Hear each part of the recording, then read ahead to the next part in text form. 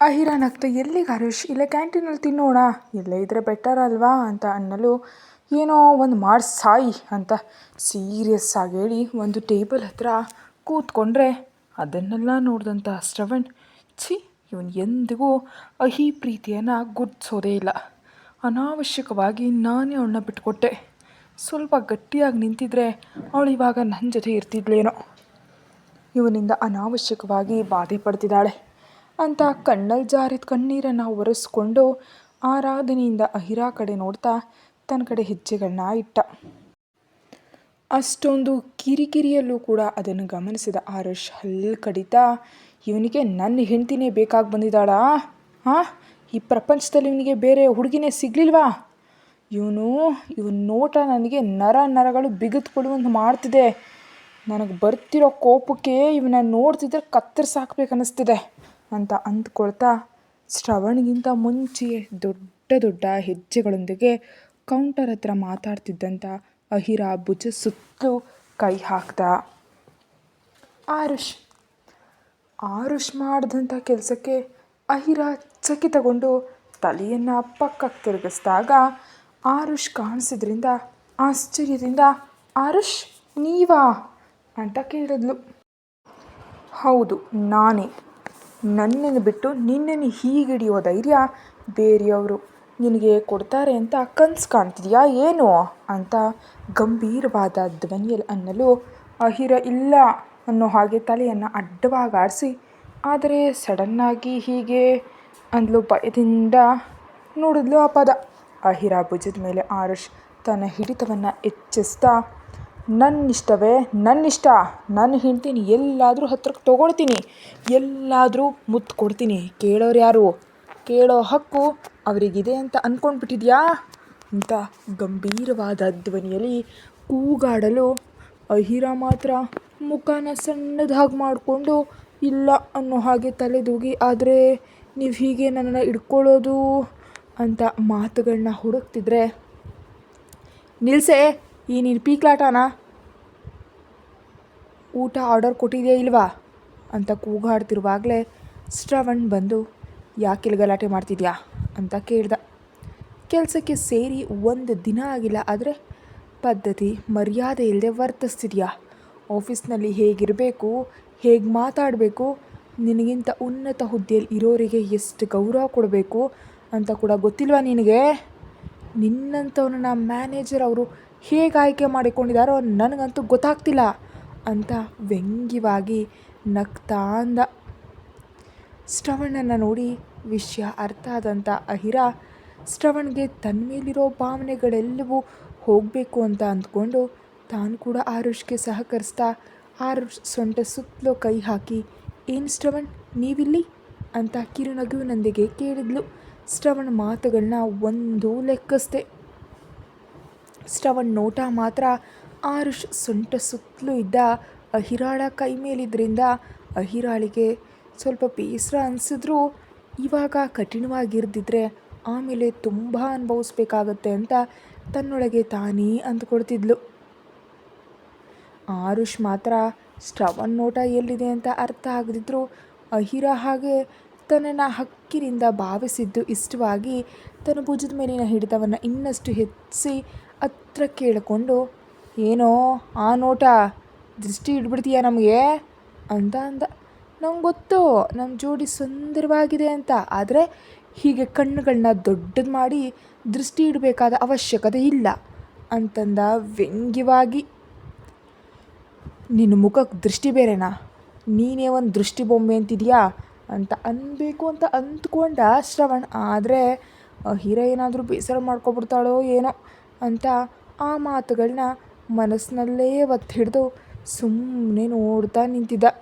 ಅಷ್ಟರಲ್ಲಿ ಅಹಿರ ಆರ್ಡರ್ ಮಾಡಿದಂಥ ಊಟ ಬಂದಿದ್ದರಿಂದ ಅದನ್ನು ತಗೊಂಡು ಹೋಗೋಣವಾ ಆರುಷ್ ಅನ್ನಲು ಆರುಷ್ ಆ 2 ಪ್ಲೇಟ್ಗಳನ್ನ ತಗೊಂಡು ನಡಿ ಅಹಿ, ಈ ದಿನ ನಾನೇ ನಿನಗೆ ತಿನ್ನಿಸ್ತೀನಿ, ನನ್ನ ಬಂಗಾರ ನೀನು, ನನ್ನ ವಜ್ರ ನೀನು ಅಂತ ಓವರ್ ಆ್ಯಕ್ಷನ್ ಮಾಡ್ತಾ ಒಂದು ಟೇಬಲ್ ಹತ್ರ ಹೋದ ಆರುಷ್.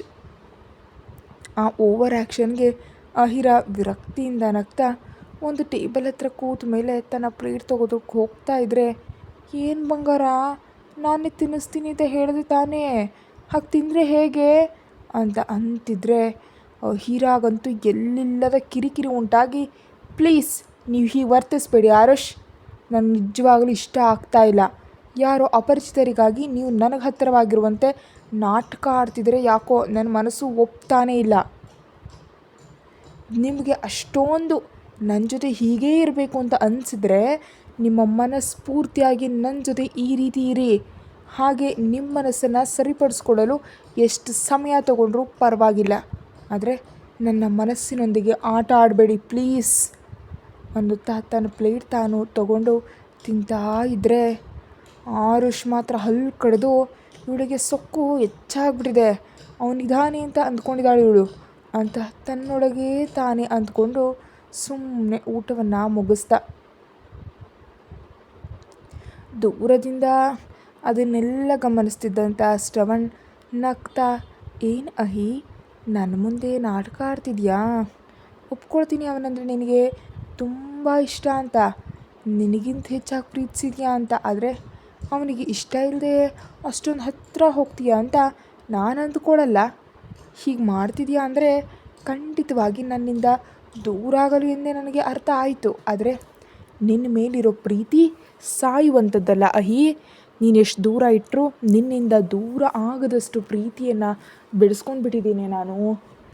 ನನ್ನ ಸ್ವಚ್ಛವಾದ ಪ್ರೀತಿ ಗೆಲ್ಲುತ್ತೆ ಅನ್ನೋ ನಂಬಿಕೆ ನನಗಿದೆ, ಕಾಯ್ತೀನಿ ಆ ದಿನಕ್ಕಾಗಿ ಅಂತ ಅಂದ್ಕೊಂಡು ಮಧ್ಯಾಹ್ನದ ಊಟದ ನಂತರ ಅವರವರ ಕೆಲಸಗಳಿಗೆ ಅವರು ಹೋದ ಮೇಲೆ ಸಂಜೆವರೆಗೂ ಹಾಗೆ ಕಳೆದು ಹೋಯಿತು.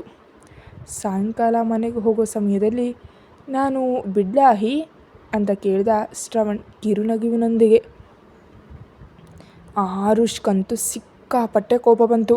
ಏಯ್, ನೀನು ಯಾರೋ ನನ್ನ ಹೆಂಡ್ತೀರು ಬಿಡೋದಕ್ಕೆ? ಯಾರು ನೀನು? ಅವಳ ಗಂಡ ಇನ್ನೂ ಬದುಕೇ ಇದ್ದಾನೆ, 2 ಕಾಲು ಕೈಗಳು ಸರಿಯಾಗೇ ಇವೆ. ನನ್ನ ಹೆಂಡ್ತಿಯನ್ನು ನನ್ನ ಮನೆಗೆ ನಾನು ಕ್ಷೇಮವಾಗಿ ಕರ್ಕೊಂಡು ಹೋಗಬಲ್ಲೆ. ಆದರೆ ತಾವು ದಾರಿ ತಪ್ಪಿ ಅಡ್ಡ ರಸ್ತೆಗಳಲ್ಲಿ ಹೋದೆ. ನಿಮ್ಮ ಸ್ಥಳ ಎಲ್ಲಿದೆಯೋ ನೋಡ್ಕೊಂಡು ಅತ್ತ ಕಡೆ ಹೋಗಿ ಸಾಕು. ಇಲ್ದಿದ್ರೆ ಮಧ್ಯದಲ್ಲಿ ಯಾವುದೋ ಒಂದು ಟಿಪ್ಪರ್ ಬಂದು ಡಿಕ್ಕಿ ಹೊಡೆದ್ರೆ ಪ್ರಾಣನೇ ಹೋಗ್ಬಿಡತ್ತೆ ಅಂದ ಅಹಿ. ಶ್ರವಣ್ ಸ್ವಲ್ಪವೂ ಲೆಕ್ಕಿಸದೆ, ಹೇಳೋದನ್ನು ಕೇಳು, ಈ ಸಮಯದಲ್ಲಿ ಬಸ್ಸು, ಆಟೋಗಳು, ಕೊನೆಗೆ ಕ್ಯಾಬ್ಗಳು ಸಹ ಸಿಗೋದಿಲ್ಲ. ನೀನು ಇಂಥವುಗಳಲ್ಲಿ ಎಂದೂ ಪ್ರಯಾಣ ಮಾಡಿಲ್ಲ ಅಹಿ.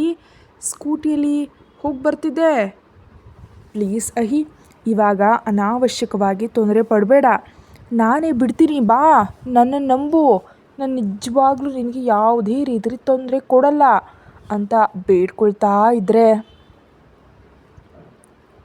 ಆಫೀಸಿಂದ ಹೊರಗೆ ಬಂದ ಮೇಲೆ ಆರುಷ್ ಮಾತ್ರ ಶ್ರವಣ್ ಕಾಲರ್ ಹಿಡ್ಕೊಂಡು, ನನ್ನ ಹೆಂಡ್ತಿಯನ್ನೇ ಕಾಡಿಸ್ತಾ ರೇಗಿಸ್ತೀಯಾ ಅಂತ ಮುಖದ ಮೇಲೆ ಒಂದು ಗುದ್ದಿದ್ರೆ ಶ್ರವಣ್ ಮರಳಿ ಏನೇನೂ ಕಡಿಮೆ ಆಗದೆ ಆರುಷ್ ಹೊಟ್ಟೆಗೆ ಹೊಡೆದು, ನಿನ್ನಿಂದಲೇ ಕಣೋ, ನಿನ್ನಿಂದಲೇ ನನ್ನ ಅಹಿ ನನಗೆ ದೂರ ಆಗಿಬಿಟ್ಲು.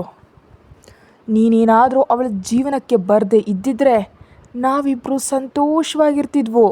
ನಿನ್ನಿಂದಲೇ ನನ್ನ ಸಂತೋಷ ನನ್ನಿಂದ ದೂರ ಆಗೋಯ್ತು ಅಂತ ಇಬ್ಬರು ಬೀಭತ್ಸವಾಗಿ ಹೊಡ್ಕೊಳ್ತಿದ್ರೆ ಅವರಿಬ್ಬರನ್ನ ತಡೆಯೋದಕ್ಕೆ ಪ್ರಯತ್ನ ಮಾಡ್ತಾ ಇದ್ಲು ಅಹಿರಾ.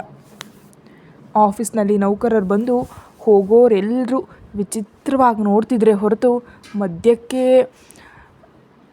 ಹೋಗಲಿಲ್ಲ. ಯಾಕಂದರೆ ಅವರೆಲ್ಲರ ಬಗ್ಗೆ ಬ್ರೇಕಿಂಗ್ ನ್ಯೂಸ್ ಥರ ಸೋಷಿಯಲ್ ಮೀಡಿಯಾದಲ್ಲಿ ಕೂಡ ಇನ್ನೂ ಬಿಸಿ ಬಿಸಿ ಚರ್ಚೆ ನಡೆಯುತ್ತಲೇ ಇರೋದರಿಂದ ಇಬ್ಬರನ್ನು ತಡೆಯೋದಕ್ಕೆ ಎಷ್ಟು ಪ್ರಯತ್ನಿಸಿದ್ರು ಇಬ್ಬರು ನಿಲ್ಲಿಸ್ತಿದ್ದಾಗ ಅಹಿರಾ ಕೋಪದಿಂದ ಆರುಷ್ ಕೆನ್ನೆಗೆ ಹೊಡೆದು, ಹೇಳಿದ್ರೆ ಅರ್ಥ ಆಗಲ್ವ ನಿಮಗೆ?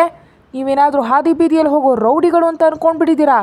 ಕೆಲಸ ಮಾಡ್ತಿದ್ದೀರಿ, ಮರ್ಯಾದೆ ಕಾಪಾಡ್ಕೊಳ್ಳೋದು ಕೂಡ ಗೊತ್ತಾಗಲ್ವ ನಿಮಗೆ? ಯಾಕೆ ಈ ರೀತಿ ವರ್ತಿಸ್ತಿದ್ದೀರಿ ಅಂತ ಅವನ ಮೇಲೆ ರೈಸ್ ಆದ್ಲು.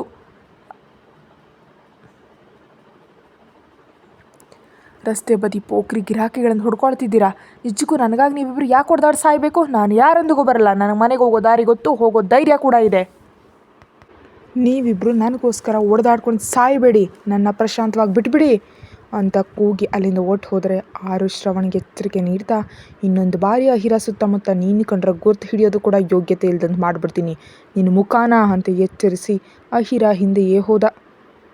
ಶ್ರವಣ್ ತನ್ನ ಶರ್ಟ್ ಸರಿಯಾಗಿಸ್ಕೊಳ್ತಾ ಹೋಗು ಹೇಳೋದಕ್ಕೆ ಬಂದಿದ್ದಾನೆ. ನಿನ್ನಂಥವ್ರನ್ನ ನೂರಾರು ಜನರು ನೋಡಿದ್ದೀನಿ. ಈ ಎಚ್ಚರಿಕೆಗಳನ್ನ ಎಷ್ಟೋ ಕೇಳಿದ್ದೀನಿ. ಇವು ನನ್ನ ನಿಜವಾಗ್ಲೂ ತಡೆಯೋಕ್ಕೆ ಸಾಧ್ಯನೇ ಇಲ್ಲ ಅಂತ ತನ್ನೊಳಗೆ ತಾನೇ ಕೋಪದಿಂದ ಅಂದ್ಕೊಂಡು ಅವ್ರ ಹಿಂದೆ ತನ್ನ ಬೈಕ್ ತೊಗೊಂಡು ಹೊರಟ.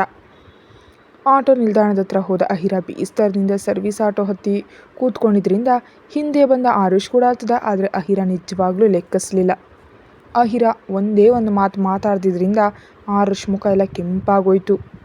ಮೌನವಾಗಿ ಪ್ರಯಾಣ ಮುಗಿಸಿ ಮನೆಗೆ ತಲುಪುತ್ತಿದ್ದಂತೆ ಅವರಿಗಾಗಿ ಹಾಲ್ನಲ್ಲಿ ಕೂತ್ ಕಾಯ್ತಿದ್ದ ಸಿತಾರ ಕೆಂಪುಗಾದ ಮುಖ ದವಡೆ ಮೇಲೆ ಹೊಡೆದಿದ್ದರಿಂದ ಸ್ವಲ್ಪ ಊದ್ಕೊಂಡಂತ ಕಾಣಿಸಿದ್ದನ್ನು ಕಂಡು ತನ್ನ ಕೈ ಮುರಿದಿದ್ರು ಲೆಕ್ಕಿಸ್ದೆ. ಬಾವ ಏನಾಯಿತು, ಏನಾಗಾಯ ಅಂತ ಅಳುತ್ತಾ ಆರುಷ್ ಹತ್ರ ಹೋದ್ಲು. ಆದರೆ ಸಿತಾರ ತನ್ನ ಮುಟ್ಟೋ ಮುನ್ನವೇ 2 ಹೆಜ್ಜೆ ಹಿಂದೆ ಇಟ್ಟು ಆರುಷ್, ಕಿರಿಕಿರಿ ಮಾಡಬೇಡ ಸೀತು, ತುಂಬ ಬೇಸರದಲ್ಲಿದ್ದೀನಿ ನಾನು ಅಂತ ಸೀರಿಯಸ್ ಆಗಿ ಬೇಗ ತನ್ನ ರೂಮ್ ಕಡೆ ಹೆಜ್ಜೆ ಇಟ್ಟರೆ ಸಿತಾರ ಕೋಪದಿಂದ ಆರುಷ್ ಹಿಂದೆ ಹೋಗ್ತಿದ್ದ ಅಹಿರಾ ಕೈಯನ್ನು ಹಿಡಿದು ಹಿಂದಕ್ಕೆ ಕೆಳೆದು, ಏನು ಮಾಡಿದೆಯಾ ನನ್ನ ಭಾವನಿಗೆ ಅಂತ ಇಲ್ದಂತೆ ಇಷ್ಟೊಂದು ಗಾಯಗಳು ಮಾಡ್ಕೊಂಡು ಬಂದಿದ್ದಾನೆ ಅಂತ ಕೇಳಿದ್ಲು. ನೋಡಿ ಸಿತಾರ, ಮರ್ಯಾದೆಯಿಂದ ನನ್ನನ್ನು ಬಿಡು.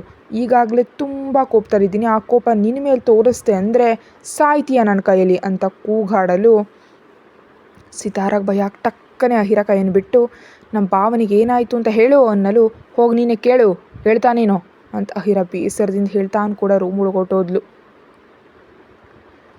ಅವರ ಹಿಂದೆಯೇ ಬಂದ ಅಮರೇಂದ್ರ ಅವರು ಏನೋ ನಡೆದಿದೆ ಅಂತ ಅರ್ಥ ಮಾಡಿಕೊಂಡು ಕೇಳಬೇಕು ಅಂತ ಅಂದ್ಕೊಂಡ್ರು. ಇವಾಗ ಕೇಳಿ ತೊಂದರೆ ಕೊಡೋದು ಯಾಕೆ ಅಂದ್ಕೊಂಡು ಆಮೇಲೆ ಅಹಿರಾಳನ್ನ ಕೇಳಿ ತಿಳ್ಕೊಳ್ಬೇಕಂತ ನಿರ್ಧರಿಸಿ ಫ್ರೆಶ್ ಆಗೋದಕ್ಕೆ ಹೊರಟು. ರಘುನಾಥ್ ಅವರು ಕೂಡ ಅಮರೇಂದ್ರ ಅವರ ಹಿಂದೆ ಬಂದಿದ್ದರಿಂದ ಅದೆಲ್ಲ ನೋಡಿ ಅವ್ರ ವಿಷಯಗಳು ನನಗೆ ಯಾಕೆ ನಿಜಕ್ಕೂ ತಲೆ ಕೆಡಿಸ್ಕೊಳ್ಬಾರ್ದು, ತನ್ನ ಮಗಳಿಗೆ ಅನ್ಯಾಯ ಮಾಡಿದ ಆರುಷ್ ಬಗ್ಗೆ ಆಲೋಚಿಸಬಾರ್ದು ಅಂತ ನಿರ್ಧರಿಸಿ ಸಿತಾರ ಹತ್ರ ಬಂದು ಅವ್ರ ವಿಷಯ ಬಿಟ್ಟು ನಿನ್ನ ಜೀವನ ನೋಡು, ಇನ್ನು ನಿನ್ನ ಭಾವನೆಗೆ ದೂರವಾಗಿರು, ಅವನೇ ಬೇಕು ಅಂತ ಹುಚ್ಚುಚ್ಚು ಪ್ರಯತ್ನಗಳನ್ನ ಮಾಡದೆ ನಿನಗಾಗಿ ಒಳ್ಳೆಯವನನ್ನು ಹುಡುಕಿ ಕರ್ಕೊಬರ್ತೀನಿ, ಚೆನ್ನಾಗಿ ಮದುವೆ ಮಾಡ್ಕೊ ಅಂತ ಹೇಳಿ ಸಿತಾರ ಉತ್ತರ ಕೇಳೋದಕ್ಕೂ ಕೂಡ ಇಷ್ಟ ಇಲ್ಲದಂತೆ ರೂಮ್ ಒಳಗೆ ಹೊರಟೋದ್ರು. ಅಹಿರಾ ರೂಮ್ ಒಳಗೆ ಹೋಗೋಷ್ಟರಲ್ಲೇ ಆರುಷ್ ಕಿರಿಕಿರಿಯಿಂದ ಅತ್ತ ಇತ್ತ ತಿರುಗ್ತಿದ್ರೆ ಲೆಕ್ಕಿಸ್ದೆ ಮುಂಚಿನ ದಿನ ತಂದಿದ್ದ ಡ್ರೆಸ್ಗಳಲ್ಲಿ ಒಂದನ್ನು ತೊಗೊಂಡು ವಾಶ್ರೂಮ್ ಒಳಗೆ ಹೋಗ್ತಿದ್ರೆ ಆರುಷ್ಗೆ ಸಿಟ್ಟು ನೆತ್ತಿಗೇರಿ ಅಹಿರಾ ಕೈಯನ್ನು ಹಿಡಿದು ತನ್ನ ಕಡೆಗೆ ಎಳ್ಕೊಂಡು ಕೆನ್ನೆಗಳು 2 ಗಟ್ಟಿಯಾಗಿ ಒತ್ತಿ ಹಿಡಿದು, ಏನೇ ನನ್ನ ಮುಂದೆ ಸೊಕ್ಕು ತೋರಿಸ್ತೀಯಾ, ಗಂಡನನ್ನ ಎಲ್ಲರ ಮುಂದೆ ಕೀಳಾಗಿ ಮಾಡೋದು ಮಾತ್ರ ಗೊತ್ತಾ ನಿನಗೆ, ಎಲ್ಲರ ಎದುರು ನನ್ನ ಹುಚ್ಚನಾಗಿ ಮಾಡಿದೆ ಅಲ್ವಾ ಅಂತ ಕೂಗಾಡ್ತಿದ್ರೆ ಅಹಿರಾಗ ಬೇಸರ ಆಗಿ ಆರುಷ್ ಕೈಗಳನ್ನ ಕೊಡವು ಹಾಕಿ, ನಿಜವಾಗ್ಲೂ ನಾನೇನು ಮಾಡಿದೆ ಅಂತ ನೀವು ಇಷ್ಟೊಂದು ಆಡ್ತಿದ್ದೀರಿ, ನನಗೇನು ಅರ್ಥ ಆಗ್ತಾ ಇಲ್ಲ, ರಸ್ತೆ ಇಲ್ಲ, ಗಲಾಟೆ ಏನು, ನಿಮ್ಮ ಸ್ಥಾನ ಏನು, ನಿಮ್ಮ ಯೋಗ್ಯತೆ ಏನು, ನೀವು ಹಾಗೆ ಹೊರಗೆ ಗೌರವ ಇಲ್ಲದೆ ಗಲಾಟೆ ಮಾಡಿದ್ರೆ ನಿಮ್ಮ ಬಗ್ಗೆ ಏನೋ, ಆದರೆ ನಿಮ್ಮ ತಂದೆ ಬಗ್ಗೆ ತಪ್ಪಾಗಿ ಭಾವಿಸ್ತಾರೆ ಅನ್ನೋ ಆಲೋಚನೆ ಇಲ್ವಾ, ಆ ತಂದೆಗಾಗಿ ನನ್ನನ್ನು ಬಲವಂತವಾಗಿ ಮದುವೆ ಆಗಿದ್ದೀರಿ ಅನ್ನೋ ವಿಷಯ ಕೂಡ ಮರ್ತು ಹೋಯ್ತೆ ಅಂತ ಕೂಗಿದ್ಲು. ನನಗೆಲ್ಲ ನೆನಪಿದೆ, ಆದರೆ ನಿನಗೆ ನೆನಪಿಲ್ಲ ಅನಿಸುತ್ತೆ, ನಾನು ನಿನ್ನ ಗಂಡ ಅಂತ ಹಲ್ಲು ಕಡಿತಿದ್ರೆ, ಯಾಕೆ ನೆನಪಿಲ್ಲ ರೀ, ಈಗೋ ಈ ಚಿನ್ನ ತಾಳಿ ನನ್ನ ಕೊರಳಲ್ಲಿ ತೂಗಾಡ್ತಿರೋವರೆಗೂ ನೀವೇ ನನ್ನ ಗಂಡ ಅನ್ನೋ ವಿಷಯ ನಾನೇನು ಮರ್ತಿಲ್ಲ, ಆದರೆ ನೀವು ಪದೇ ಶ್ರವಣ್ ಜೊತೆ ಗಲಾಟೆ ಮಾಡೋದನ್ನ ನಿಲ್ಲಿಸಿ, ನೀವು ನನ್ನೊಂದಿಗೆ ಸ್ವಲ್ಪ ಹತ್ತಿರವಾಗಿದ್ದರೆ ಖಂಡಿತವಾಗಿ ಅವನ ಮನಸ್ಸು ಬದಲಾಗುತ್ತೆ, ಅಷ್ಟೇ ಹೊರತು ಬೇಕು ಅಂತ ಪಂತಕ್ಕೆ ಬಿದ್ದು ನನ್ನ ಜೊತೆ ಚೆನ್ನಾಗಿರ್ಬೇಕಂತ ವರ್ತಿಸಿದ್ರೆ ಅದು ನಾಟಕವೇ ಆಗುತ್ತೆ, ಆ ನಟನೆ ಎಷ್ಟೋ ದಿನಗಳ ಕಾಲ ಉಳಿಯಲ್ಲ ಅಂತ ಸೀರಿಯಸ್ ಆಗಿ ಹೇಳಿ ವಾಶ್ರೂಮ್ ಒಳಗೆ ಹೋಗಿ ಬಾಗಿಲು ಹಾಕ್ಕೊಂಡ್ಳು. ಆರುಷ್ ತಲೆ ಕೆರ್ಕೊಳ್ತಾ, ಇವಳು ನನ್ನನ್ನು ಎದುರಿಸ್ತಿದ್ದಾಳೆ ಅಂದರೆ ಇದರ ಅರ್ಥ ಏನು, ನಾನೊಬ್ಬ ಇಡಿಯಟ್, ಇವಳು ಹೇಳ್ದಂತ ಕೇಳೋದು ಬಿಟ್ಟು ಬೇರೆ ದಾರಿ ಇಲ್ಲ ಅಂತಿದ್ದಾಳಲ್ವಾ, ಎಷ್ಟು ಧೈರ್ಯ ಇವಳಿಗೆ, ಈ ದಿನ ನನ್ನ ನಿಜವಾದ ರೂಪ ತೋರಿಸ್ತೀನಿ ಅಂತ ಕೋಪದಿಂದ ಅಂದ್ಕೊಳ್ತಾ ಬಾಲ್ಕನಿಗೆ ಹೋದ.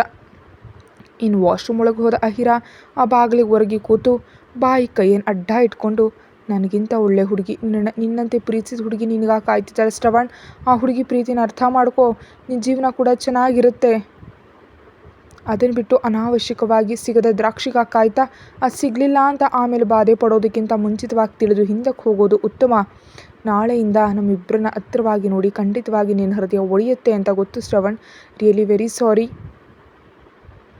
ನನ್ನಿಂದಲೇ ನೀನು ಆಸೆಗಳನ್ನ ಇಟ್ಕೊಂಡೆ, ನನ್ನಿಂದಲೇ ನಿನ್ನ ಆಸೆಗಳು ಕೂಡ ಹಾಳಾಗ್ತಾ ಇದೆ, ನನ್ನ ಕ್ಷಮಿಸು ಶ್ರವಣ್, ಇನ್ನೆಂದಿಗೂ ನಿನ್ನ ಜೀವನಕ್ಕೆ ನಾನು ಬರಲಾರೆ, ಒಂದು ವೇಳೆ ಆರುಷ್ ನನ್ನ ಬಿಟ್ಟುಬಿಟ್ರೂ ಸಹ ಖಂಡಿತವಾಗಿ ನಿನ್ನ ಜೀವನಕ್ಕಂತೂ ಬರಲ್ಲ ಶ್ರವಣ್, ಅದು ನನಗೆ, ನಾನು ಹಿರಿಯೋಳಾಗಿ ಹೆಣ್ಣಾಗಿ ನನ್ನ ಸುತ್ತಲೂ ಇಳ್ಕೊಂಡು ಗೆರೆ ಅಂತ ತನ್ನೊಳಗೆ ತಾನೇ ಅಂದ್ಕೊಂಡು ಅರ್ಧ ಗಂಟೆ ನಂತರ ಫ್ರೆಶ್ ಆಗಿ ಹೊರಗೆ ಬರೋಷ್ಟರ ಆರುಷ್ ಎಲ್ಲೂ ಕಾಣಿಸ್ತಿಲ್ಲ, ಕೆಳಗೋಗಿದ್ದಾನೇನೋ ಅಂದ್ಕೊತ ತಲೆ ಬಾಚ್ಕೊಂಡು ತಲೆನೋವು ವಿಪರೀತವಾಗಿ ಬರ್ತಿದ್ರಿಂದ ಕಾಫಿ ಕುಡಿಯೋಣ ಅಂದ್ಕೊಂಡು ಕೆಳಗೆ ಹೋದ್ಲು. ಕೆಳಗೆ ಸೋಫಾದಲ್ಲಿ ಎಲ್ಲರೂ ಕೂತಿದ್ರು ಆರುಷ್ ಹೊರತುಪಡಿಸಿ.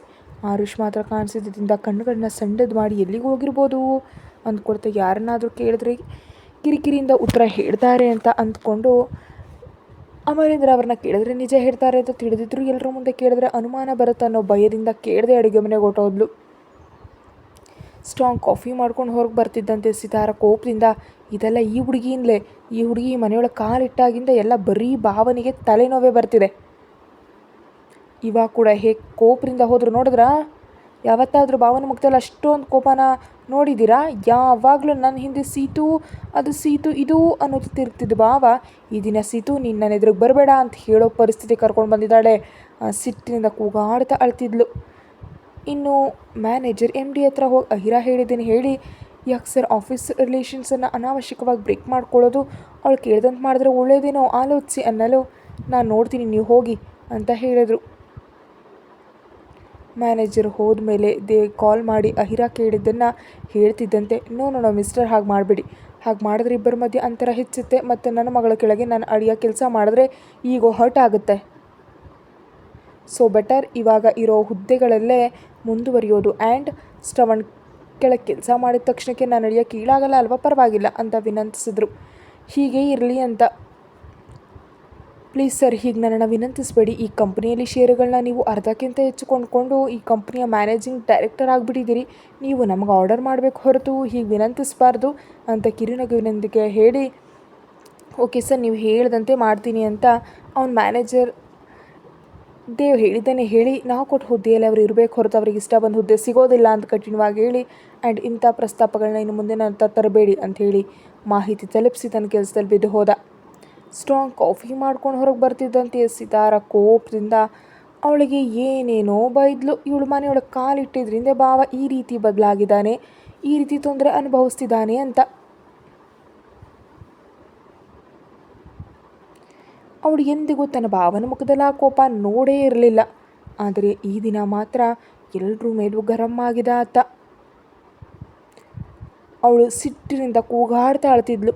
ನಿಜವಾಗಿ ಅಹಿರಾ ವಾಶ್ರೂಮ್ ಒಳಗೆ ಹೋದ 10 ನಿಮಿಷಕ್ಕೆ ಆರುಷ್ ಮೊಬೈಲ್ ರಿಂಗ್ ಆಗಿದ್ದರಿಂದ ಹೆಸರು ಕೂಡ ನೋಡದೆ ರಿಸೀವ್ ಮಾಡ್ದೆ. ಆರುಷ್ ಹೆಲೋ ಅನ್ನಲು ಅತ್ತ ಕಡೆಯಿಂದ ಜೈ, ಹೋಗ್ಬಾವ ನಾನು ಮುನ್ಸ್ಕೊಂಡಿದ್ದೀನಿ, ಈ ದಿನ ಕನಿಷ್ಠ ನಿಂಗೆ ನಾನು ಒಂದು ಬಾರಿ ಆದರೂ ನೆನಪಾಗ್ಲಿಲ್ವಲ್ಲ, ಕೆಲಸಕ್ಕೆ ಹೋಗ್ತಿರುವಾಗ ಆಲ್ ದಿ ಬೆಸ್ಟ್ ಹೇಳೋಣ ಅಂತ ಬೆಳಿಗ್ಗೆ ಕಾಲ್ ಮಾಡಿದೆ ಆದರೆ ರಿಸೀವ್ ಮಾಡಲಿಲ್ಲ, ಮಧ್ಯಾಹ್ನ ಕಾಲ್ ಮಾಡ್ತೀಯೋ ಏನು ಅಂತ ನೋಡಿದೆ ಆವಾಗಲೂ ಮಾಡಲಿಲ್ಲ, ಕನಿಷ್ಠ ಇವಾಗಲಾದರೂ ಮಾಡ್ತೀಯೇನೋ ಅಂತ ನೋಡ್ತಿದ್ದೆ ಇವಾಗಲೂ ಮಾಡಲಿಲ್ಲ ಅಂತ ಅನ್ನಲು ಆರುಷ್ ಬೇಸರದಿಂದ ನಾನು ತುಂಬ ಕಿರಿಕಿರಿಯಲ್ಲಿದ್ದೀನಿ, ಇನ್ನು ಹೆಚ್ಚು ಮಾಡಿದೆ ಫೋನ್ ಇಟ್ಟುಬಿಡು ಅಂದ. ಜೈ ಕಂಗಾಲಾಗಿ ಬಾವ ನಾನು ಮನೆ ಹೊರಗಡೆ ಇದ್ದೀನಿ, ಹೊರಗಡೆ ಹೋಗೋಣ ಬರ್ತೀಯಾ ಅಂತ ಕೇಳ್ದ. ಮನೆಯಲ್ಲಿ ಇದ್ಕೊಂಡು ಮಾಡೋ ಕೆಲಸ ಏನಿಲ್ಲದೆ ತನ್ನ ಸಿಟ್ಟನ್ನು ಅಹಿರಾ ಮೇಲೆ ತೋರಿಸೋದು ಇಷ್ಟ ಇಲ್ಲದೆ ಹೊರಗೆ ಬಂದು ಅವನಿಗೆ ಸೋಫಾದಲ್ಲಿ ಕೂತು ತನಗೆ ಕಾಯ್ತಿರುವಂತೆ ಕಣ್ಣು ಬಿಟ್ಕೊಂಡು ತನ್ನ ರೂಮ್ ಕಡೆ ನೋಡ್ತಿದ್ದ ಸಿತಾರ ಕಾಣಿಸ್ತಿದ್ದಂತೆ ಮುಖದಲ್ಲಿ ಕಿರಿಕಿರಿ ಗರಿಷ್ಠ ಮಟ್ಟಕ್ಕೆ ತಲುಪಿ ಅವಳನ್ನ ಲೆಕ್ಕಿಸದೆ ಹೊರಗೆ ಹೋಗ್ತಿದ್ದಾಗ, ಬಾವ ಎಲ್ಲಿಗೆ ಹೋಗ್ತಿದ್ಯಾ ಅಂತ ಕೇಳಿದ್ಲು ಆತುರದಿಂದ. ಅಷ್ಟೊತ್ತಿಗೆ ಗಿರಿಯರು ಯಾರು ಬರದೇ ಇದ್ದರಿಂದ ಆರುಷ್ ಸೀರಿಯಸ್ ಆಗಿ ಸಿತಾರ ಕಡೆ ನೋಡಿ, ನಾನು ನಿನಗೆ ಎಷ್ಟೋ ಬಾರಿ ಹೇಳಿದ್ದೀನಿ ಹೊರಗೆ ಹೋಗುವಾಗ ಎಲ್ಲಿಗೆ ಅಂತ ಕೇಳಬೇಡ ಅಂತ, ಎಷ್ಟು ಬಾರಿ ಹೇಳಿದ್ರೆ ಅರ್ಥ ಮಾಡ್ಕೊಳ್ತೀಯೋ ಸೀತಾ ನೀನು, ಈಗಾಗಲೇ ಕಿರಿಕಿರಿಯಲ್ಲಿದ್ದೀನಿ, ಆ ಕಿರಿಕಿರಿನ ಇನ್ನೂ ಹೆಚ್ಚಿಸುವಂತ ಮಾತಾಡ್ತಿರ್ತೀಯ ಅಂತ ಕೂಗಿ ಹೊರ್ಟು ಹೋದ. ಸಿತಾರ ಮುಖ ಕೆಡಿಸ್ಕೊಂಡು ಎಲ್ಲ ಆ ಅಹಿರಾನಿಂದಲೇ, ಅವಳು ಬಂದಾಗಿಂದ ಭಾವ ನನ್ನ ಜೊತೆ ಸರಿಯಾಗಿರ್ತಿಲ್ಲ, ಬದಲಾಯಿಸ್ತಿದ್ದಾಳೆ ನನ್ನ ಭಾವನನ್ನು, ಇನ್ನು ಭಾವನಿಗೆ ನಿಜ ತಿಳಿದ್ರೆ ನನ್ನ ಕೊಂದು ಹಾಕ್ತಾನೆ, ಅದು ನಡೆಯೋ ಅಷ್ಟರಲ್ಲೇ ಭಾವನನ್ನು ನನ್ನನ್ನಾಗಿ ಮಾಡ್ಕೊಳ್ಬೇಕಾದ್ರೆ ಹೇಗೆ, ಇವಾಗ ಡ್ಯಾಡಿ ಕೂಡ ನನಗೆ ವಿರುದ್ಧವಾಗಿ ಬದಲಾಗಿದ್ದಾರೆ, ಇನ್ನು ಅತ್ತೆ ಅವಳಿಗೆ ಹೆದರ್ತಾ ಕನಿಷ್ಠ ಬಾಯಿ ತೆರೆದು ಮಾತಾಡೋ ಸಾಹಸ ಕೂಡ ಮಾಡಲ್ಲ, ಕೇವಲ ಮಮ್ಮಿ ಬೆಂಬಲದಿಂದ ಎಷ್ಟು ದಿನ ತಳ್ಕೊಂಡು ಬರಲಿ, ಏನು ಮಾಡಬೇಕು, ಭಾವನೆಗಳ ಬಗ್ಗೆ ಕೆಟ್ಟಾಗಿ ತೋರಿಸೋಣ ಅಂದರೆ ಅವಕಾಶವೇ ಕೊಡ್ತಿಲ್ಲ, ಕೊನೆಗೆ ಅವಳು ನನ್ನ ಕೈ ಮುರಿದು ಹಾಕಿದ್ರೂ ಸಹ ಭಾವ ಅವಳಿಗೆ ಒಂದೇ ಒಂದು ಹೊಡೆತ ಕೂಡ ಕೊಡಲಿಲ್ಲ, ಒಂದೇ ಒಂದು ಮಾತು ಕೂಡ ಅನ್ನಲಿಲ್ಲ. ಇದರ ಅರ್ಥ ಭಾವನೆಗೆ ನಾನು ಇಷ್ಟ ಆಗ್ತಿಲ್ಲ, ನಿಧಾನವಾಗಿ ನನಗೆ ದೂರ ಆಗ್ತಿದ್ದಾನೆ, ಏನು ಮಾಡಬೇಕು ಅಂತ ತೀವ್ರವಾಗಿ ಆಲೋಚಿಸಿದ ಸಮಯದಲ್ಲೇ ಹಿರಿಯರು ಕೂಡ ಬಂದು ಕೂತ್ಕೊಂಡ್ರು. ಆನಂತರ ಅಹಿರಾ ಬರೋದು, ಇವಳು ತನ್ನ ಕೋಪವನ್ನು ಹೊರ ಹಾಕೋದು ಕೇಳಿದ ಅಹಿರಾ ಕಿರಿಕಿರಿಯಲ್ಲಿದ್ದರಿಂದ ಲೆಕ್ಕಿಸದೆ ಕಾಫಿ ಕಪ್ ತೊಗೊಂಡು ಗಾರ್ಡನ್ಗೆ ಹೊಟ್ಟೋದ್ರೆ ಅಮರೇಂದ್ರ ಅವರು ಸಿತಾರ ಕಡೆ ಒಂದು ನೋಟ ಬೀರಿ ಗಾರ್ಡನ್ಗೆ ಹೊಟ್ಟೋದ್ರು. ರಘುನಾಥ್ ಅವ್ರ ಕೋಪದಿಂದ, ಈಗಾಗಲೇ ಹೇಳಿದೆ ತಾನೇ ಸಿತಾರ, ಭಾವನ ಬಗ್ಗೆ ಮರ್ತು ಬಿಡಂತ ಯಾಕೆ ಹೀಗೆ ವರ್ತಿಸ್ತಿದ್ದೀ, ನಡೆದಿದ್ರಲ್ಲಿ ಆ ಹುಡುಗಿ ತಪ್ಪೇನಿದೆ, ನಿನ್ನ ಭಾವನೆ ಬಲವಂತವಾಗಿ ಅವಳನ್ನ ಇಲ್ಲಿ ಕರ್ಕೊಂಬಂದಿದ್ದಾನೆ, ಕೇವಲ ನಿನ್ನ ಕೈ ಮುರಿದಿದ್ರಲ್ಲೇ ಹೊರತು ಆ ಹುಡುಗಿ ತಪ್ಪು ನನಗೆ ಏನೂ ಕಾಣಿಸ್ತಿಲ್ಲ. ಸುಮ್ಮನೆ ದೂರೋದನ್ನ ನಿಲ್ಲಿಸು ಅಂತ ಹೇಳಿ ಜಾನಕಿ ಅವರ ಕಡೆ ನೋಡಿ, ಸ್ವಲ್ಪ ಮಗಳಿಗೆ ಒಳ್ಳೆ ಬುದ್ಧಿ ಕಲಿಸು. ಹೀಗೆ ಮುಂದುವರೆದ್ರೆ ಇವಳ ಮದುವೆ ಮಾಡೋದು ನಮ್ಮ ಕೊರಳಿಗೆ ಉರುಳು ಬಿಗಿದುಕೊಂಡಂತೆ ಆಗುತ್ತೆ ಅಂತ ಹೇಳಿ ಅವರು ಕೂಡ ಹೊರಗೆ ಹೊರಟೋದ್ರು. ಸಿತಾರ ಆಕ್ರೋಶದಿಂದ ರಾಗಿಣಿಯವ್ರ ಕಡೆ ನೋಡ್ತಾ, ಏನತ್ತೆ ನೀವು ಕನಿಷ್ಠ ಭಾವನ್ನ ತಡೆಯಲ್ಲ, ಒಂದೇ ಒಂದು ಮಾತು ಕೂಡ ಮಾತಾಡಲ್ಲ.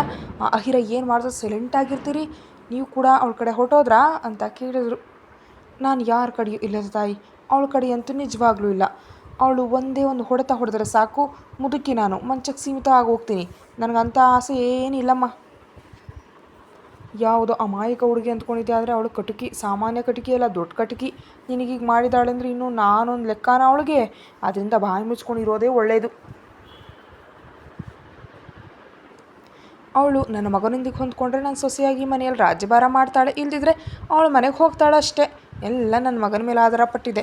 ಇದಕ್ಕಿಂತ ಹೆಚ್ಚಾಗಿ ನಾನು ಏನೂ ಮಾಡೋದಕ್ಕೆ ಸಾಧ್ಯ ಇಲ್ಲಮ್ಮ. ನನ್ನನ್ನು ಮಾತ್ರ ಯಾವುದ್ರಲ್ಲೂ ಹೇಳ್ಕೊಬರ್ಬೇಡ ಅಂತ ಹೇಳಿ ಕೈ ಮುಗಿದ್ರೆ, ಜಾನಕಿಯವರ ಆಕ್ರೋಶದಿಂದ, ಅಷ್ಟೇ ಬಿಡೋತ್ತಿಗೆ ಇಷ್ಟು ವರ್ಷಗಳಿಂದ ನನ್ನ ಮಗಳೇ ನಿನ್ನ ಸೊಸೆ ಅಂತ ಹೇಳ್ಕೊಂಡು ಬಂದು ನೀನು ಈ ದಿನ ಯಾರೋ ಅಪರಿಚಿತ ಹುಡುಗಿಗೆ ಎದುರು ನನ್ನ ಮಗಳನ್ನು ಬೇಡ ಅಂತೀಯಾ ಅಂತ ಜಾನಕಿ ಕಣ್ಣೀರು ಹಾಕಿದ್ಲು. ನಿಲ್ಲಿಸು ಜಾನಕಿ, ಈ ಮನೆಯ ಮಗಳಾಗಿದ್ಕೊಂಡು ನಡಿಮನೆಯಲ್ಲಿ ಹತ್ತಿರ ಅನಿಷ್ಟ ಅಂತ ನಿನಗೆ ವಿಶೇಷವಾಗಿ ಹೇಳಬೇಕೆ ಅಂತ ಸ್ವಲ್ಪ ಬೇಸರದಿಂದ ಹೇಳಿ, ನಿನ್ನ ಮಗಳ ಕೈ ಮುರಿದವನ ನೀನೇ ಒಂದು ಸಣ್ಣ ಮಾತು ಕೂಡ ಅನ್ನೋದಕ್ಕೆ ಸಾಧ್ಯ ಆಗಲಿಲ್ಲ. ಇನ್ನು ನಾನೆಷ್ಟು ಜಾನಕಿ ಅರ್ಥ ಮಾಡ್ಕೋ, ನಿನ್ನ ಮಗಳು ನನ್ನ ಸೊಸೆ ಆಗೋಣೆ ಬರ ಇದ್ದರೆ ಖಂಡಿತವಾಗಿ ಆಗ್ತಾಳೆ, ಇಲ್ಲದಿದ್ರೆ ಮಾಡೋದಕ್ಕೆ ಏನಿಲ್ಲ ಅಂತ ಅಂದರು. ಕತೆ ಮುಂದುವರಿಯುತ್ತೆ. ಹೆಚ್ಚಿನದಕ್ಕಾಗಿ ಮೆಂಬರ್ಶಿಪ್ ತಗೊಳ್ಳಿ. Thank you.